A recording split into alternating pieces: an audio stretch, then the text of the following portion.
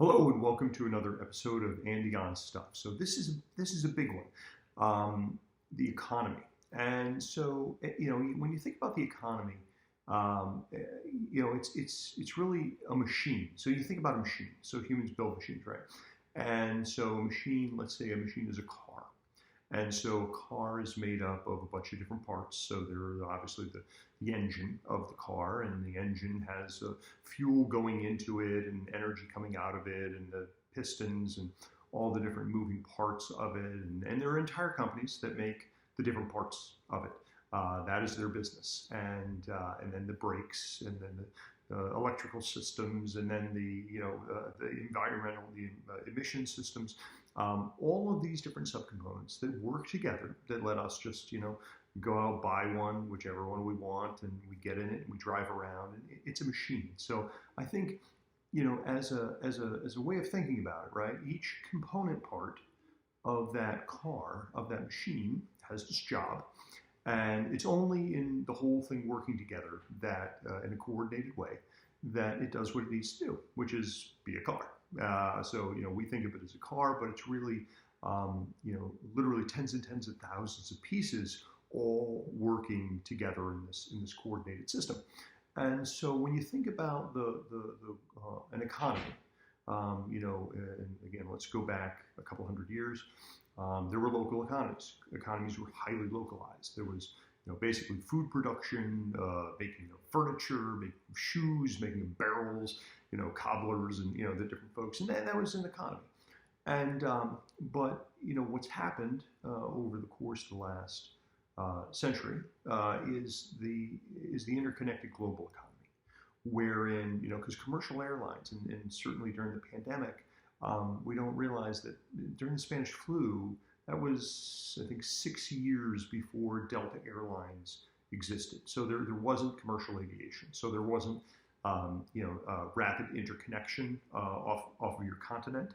And therefore, the nature of a global economy was highly limited. There were, obviously going back, there's the spice trade and things like that. But when we think about our modern economy, it really is this global machine where we have a huge portion of humanity working in a codependent fashion in relative peaceful coexistence.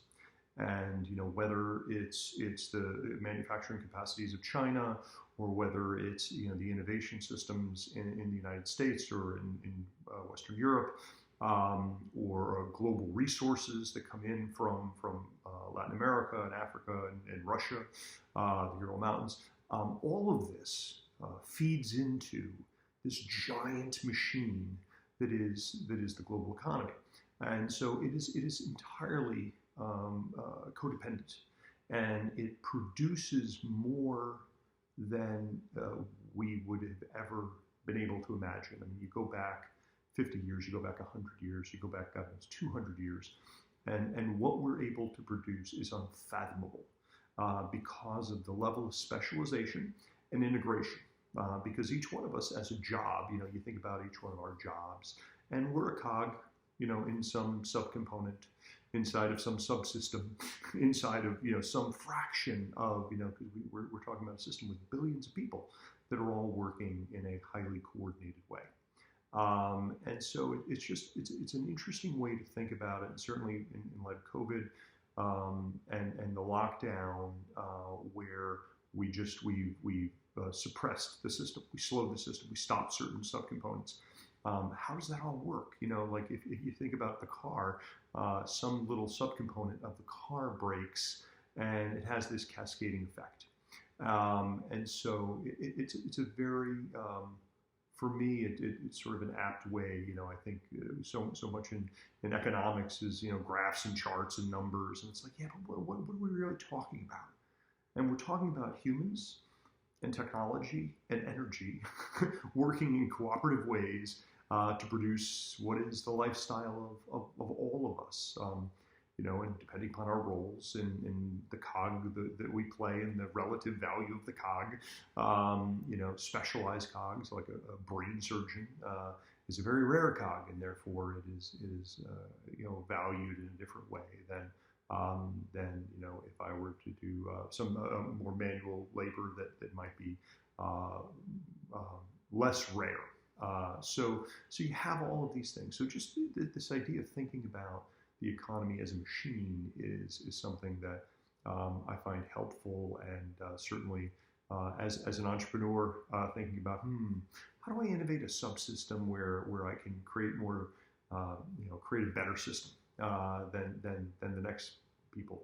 But that metaphor, the idea of a machine, is really helpful. And the machine is the machine doesn't work without peaceful coexistence amongst the people of Earth. And again, we're in a moment in time where we do have relatively peaceful coexistence for a massive portion of humanity.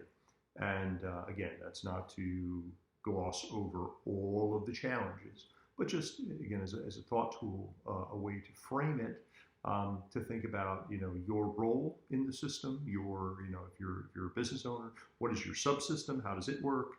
What we all rely on. As an entrepreneur, this whole the lockdown and COVID has really been an eye opener in terms of everything that we do is based upon, is predicated on this massive machine. This massive machine that is the cooperative work of literally, lion's share of the planet.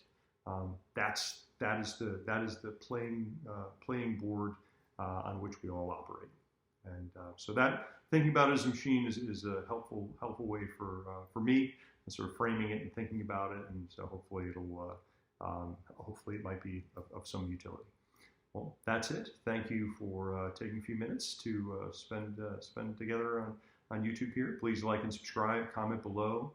Love to hear what other folks would like to talk about. Thanks a lot.